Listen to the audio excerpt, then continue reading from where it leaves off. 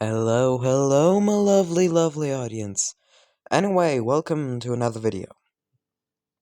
So, once again, the Energy What If, coming up on Monday. Anyway, yeah, let's continue with the what if. Not continue, let's get into the what if. So, Deku in this what if would be born with beautiful eyes. Absolutely stunning eyes. Just, in general, beautiful, just absolutely gorgeous eyes. And well, he would live a pretty normal and happy life until he is 6. Well, until he is 4, actually. His quirk hasn't been responding, the doctors can't find anything about it, and so thus he's sold. Yep, Inko and Asashi just flat out sold their son. They didn't just sell him to anywhere, though. They sold him to a cult. Well, before we get into that, I'm just going to say what Inko and Asashi were talking about an hour before the buyer comes for Izuku. Inko would say, "Hasashi, are you sure about this? He is our son after all." Asashi would nod before saying, "Yes, I'm sure. We can just make another one." Yeah, we can just make another one. Maybe this one will be born with a quirk. He would then take Inko's hands into his own before saying, "Oh, did you forget what we said we were gonna do? We were gonna have a child with a strong quirk, and that kid's going to look after us once we get old and wrinkly. So trust me when I say this is the best option." And well, after that, Deku's sold. Sold to this cult as a sacrifice.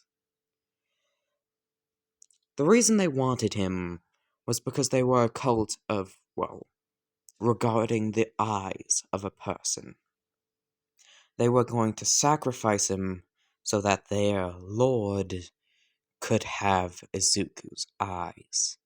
Because, well, remember in this what if Deku would have absolutely gorgeous eyes. So, they're walking him into their church. He's laid down on his knees onto something wooden that goes around his neck. As well, the executioner would come with a massive fuck-off axe. He has no idea where they got it. And well, he's in front of a stained pane glass window with a very nice pattern. As well, the axe would come down, and everything would freeze. Well, slow down. Slow so down, as he would hear a voice talking to him. The voice would say, "Well, well, well, what do we have here? A young boy about to be sacrificed. Now, I want you to think about something. I want you to realize something. In this world, there is sin, there's chaos, there's destruction. And, of course, there is life, the one great stain on this world. Life. For you see, all sin, all death, all destruction starts with life. And our meaningless attempts in this world to create order have only worsened that sin. But you see, you have something special. You have the power to burn away that order, burn away that sin, burn away that life. So why don't you? This world's filled with nothing but sin, heartbreak, and division. Our world is divided, so why not burn away the dividers, burn away the sin, burn away the chaos? Well, keep the chaos, embrace the chaos. Let this world be delved into an age of madness and flame. For you see, in this world, there is order, which creates sin. But when there is no order, there is no sin. For when there's no order, there's no right, there's no wrong. So plunge the world into flames and chaos. But you can't do it alone. Amass a following. Show the world the light that is the flame. Destroy everything. Bring about an age of chaos and anarchy, which the world has never seen and will always glorify. Allow those to see the true ways of our people. Allow them to see the true way to live. An unending chaos. For being alive, in itself, there is just pain and misery. That is the core being of our existence. All joy, all love, all compassion we get into our lives is minimal compared to the cost of us being alive. So burn it away. Cause chaos, cause destruction. Show people what it's truly like to be alive. Show them the greatness that our world shall become in endless flame and endless chaos. But this choice is up to you. Save the world for itself. Well, save the world from itself, or let it die. Scorch the world so that we can live in bliss, or let our misery continue. It's all up to you. I hope you make the right choice. And then, just like that, the voice is gone. Time would resume at its normal place. But just when there's supposed to be a chopping sound, there's instead a melting sound. As, well, Deku's once beautiful eyes now burn with a sickly yellow and orange glow. As from his eyes would erupt flames, spreading throughout the entire building, piercing through every single cultist there, killing them all. Shit, this went... Oh my goodness, this went psycho real quick. This went full on Mr. Evil. Evil! Let me continue. Oh, good grief. But yes. And standing above their burning corpses would be the once filled with joy, filled with hope, smiling boy of Azuka Midoriya. The once most pure of us all, now standing there, with nothing on his mind except spreading more chaos, spreading more anarchy, spreading more death. Anyway, yep. that happened. Oh my goodness. Would have guessed this would have been set off by, slavery. Less so slavery, more so sacrificial. Sacrificing people to cults. Anyway, yes. The news of what happened to the eyeball cult would spread like wildfire. Mass slaughtering inside of a church. That would be the most popular headlines for this topic. They were a relatively unknown cult, but still, it was a mass slaughtering.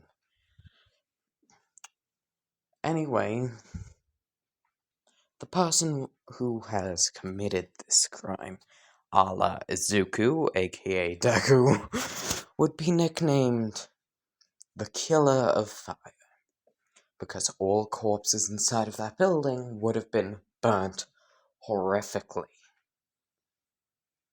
As well, yeah, Izuku would, be wandering around the streets, looking for a good place he can borrow. I said that with quotation marks, even though you can't see my hands. Because I don't have them.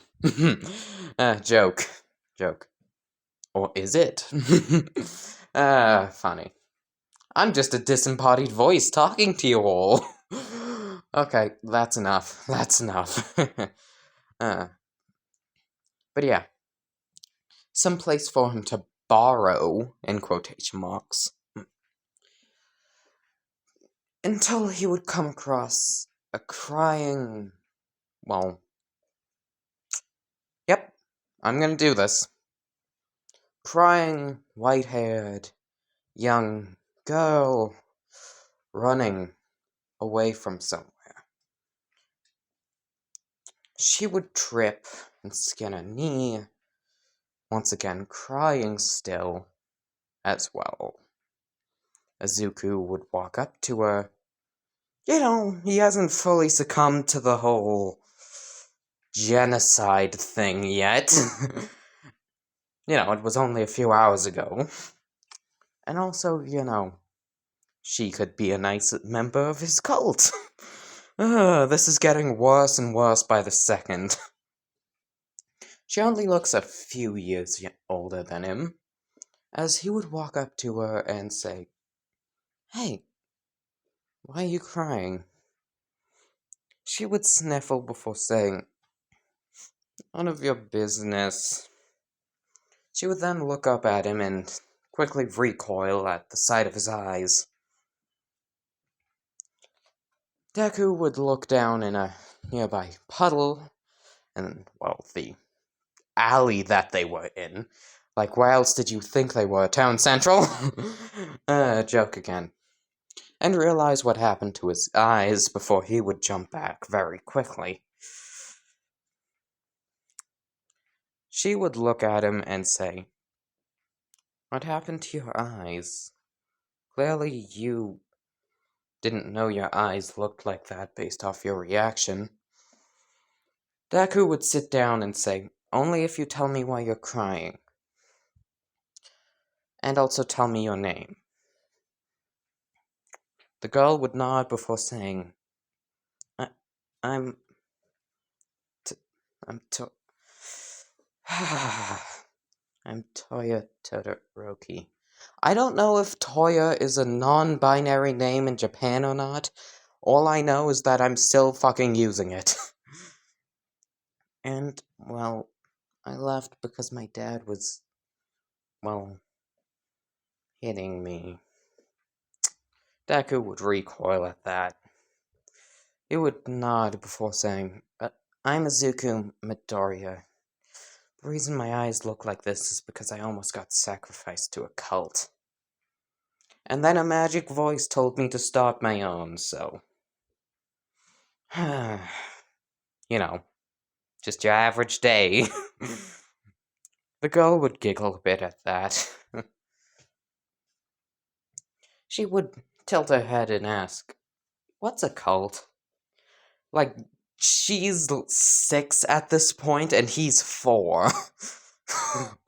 I'm pretty sure they don't know what cults are.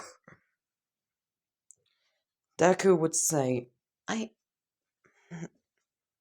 I think it's a bunch of people who worship some deity, like a religion, but you kill people as offerings. Oh, huh. Surprised my father hasn't done that yet. Deku would look at her before saying, "It's that bad?" She would nod, before asking, "Why were you there?" He would respond with, "Oh, parents told me. My quirk hadn't shown, so they just got rid of me, and then my quirk showed. Which is why my eyes look like this." She would ask, "What's your quirk?" Uh, it's a fire quirk. What about you?" Uh, oh, my quirk's also a fire quirk. You want to see?" Deku would nod, and the girl would get up before her hand would be engulfed in, well, blue fire. Her quickly stopping it and saying, "Oh, it hurts, though, but it's neat, right?" Deku would nod, saying, It's a very nice quirk. Want to see mine?" She would also nod before, well, Deku's eyes would begin to hurt, like a lot, and then fire would shoot out of it. "That's my quirk," he would say, rubbing his eyes. Uh, hey, both of our quirks hurt us. He would quickly realize. Toya would, well, get up again before saying, "Really?"